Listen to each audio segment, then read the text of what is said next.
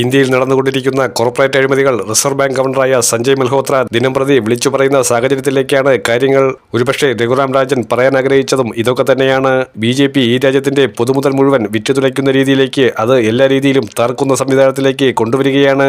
Doctor Manmohan സിംഗിന്റെ കാഴ്ചപ്പാടുകളിൽ ഏറ്റവും പ്രധാനപ്പെട്ട ജനക്ഷേമകരമായിട്ടുള്ള പദ്ധതികൾ എല്ലാം പരിപൂർണമായി 11 വർഷക്കാലം കൊണ്ട് നരേന്ദ്രമോദി പൊളിച്ചടുക്കി കഴിഞ്ഞു. എന്നിട്ടും ജനങ്ങളെ ദ്രോഹിക്കാൻ ഇനിയും പുതിയ പദ്ധതികൾ ഇറക്കുകയാണ്. ഇന്ത്യയുടെ പൊതുകടം 200 ലക്ഷം കോടി കവിയുന്ന സാഹചര്യത്തിൽ വീണ്ടും വലിയ കൊള്ളയിലേക്ക് കാര്യങ്ങൾ പോവുകയാണ്. എന്തുകൊണ്ടാണ് ഇലക്ട്രൽ ബോണ്ടുമായി ബന്ധപ്പെട്ട് സുപ്രീം കോടതി കർശന നിയമം കൊണ്ടുവന്നത്? കള്ളപ്പണം ഉൾപ്പെടെയുള്ള കാര്യങ്ങളെ എല്ലാ രീതിയിലും തടയാൻ വേണ്ടി കൊണ്ടുവന്ന സിസ്റ്റമാണ്. BJP കണ്ണിൽ പൊടിയിടുന്നത് പോലെ നോട്ടു നിരോധനമല്ല. യഥാർത്ഥത്തിൽ നോട്ടു നിരോധനം കൊണ്ട് ഈ രാജ്യത്ത് ഒരു രീതിയിലും കള്ളപ്പണം തടയാൻ കഴിഞ്ഞില്ല. മറിച്ച് വലിയ രീതിയിൽ ക്രിപ്റ്റോ കറൻസി ഉൾപ്പെടെ ഈ രാജ്യത്ത് വ്യാപകമായി വീണ്ടും കള്ളത്തരങ്ങൾ പെരുകുന്ന ഒരു അവസ്ഥയാണ് കാണുന്നത്. ഈ രാജ്യത്തെ നികുതി കൊള്ളയടിക്കുന്നതിന് ധനമന്ത്രി കൂട്ടുനിന്നു എന്നുള്ളത് P. ചിദംബരം ഉൾപ്പെടെ മുൻപ് ധനകാര്യ മന്ത്രാലയത്തിലുണ്ടായിരുന്ന വിദഗ്ധർ അഭിപ്രായപ്പെട്ടതാണ്. ഇപ്പോഴിതാ BJPയുടെ നേതാവായിട്ടുള്ള സുബ്രഹ്മണ്യൻ സ്വാമി വരെ നരേന്ദ്രമോദിയുടെ കാപട്യം എന്താണെന്ന് ജനങ്ങളുടെ നേർക്ക് തുറന്നു പറഞ്ഞിരിക്കുന്നു.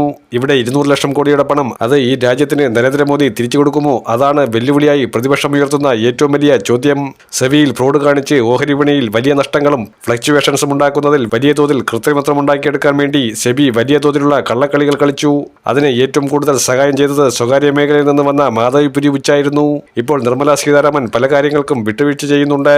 അതായത് കോർപ്പറേറ്റുകൾക്ക് അവരാൽ കഴിയുന്ന സഹായങ്ങൾ ചെയ്യുമ്പോൾ ഉണ്ടാകുന്ന ധനമാന്ദ്യം അത് റിസർവ് ബാങ്ക് ഗവർണർ ഓരോന്നായി എണ്ണി പറയുകയാണ്.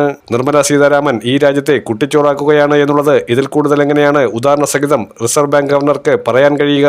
ഈ രാജ്യം സമാനതകളില്ലാത്ത കടക്കടിയിലേക്ക് താഴുകയാണ്.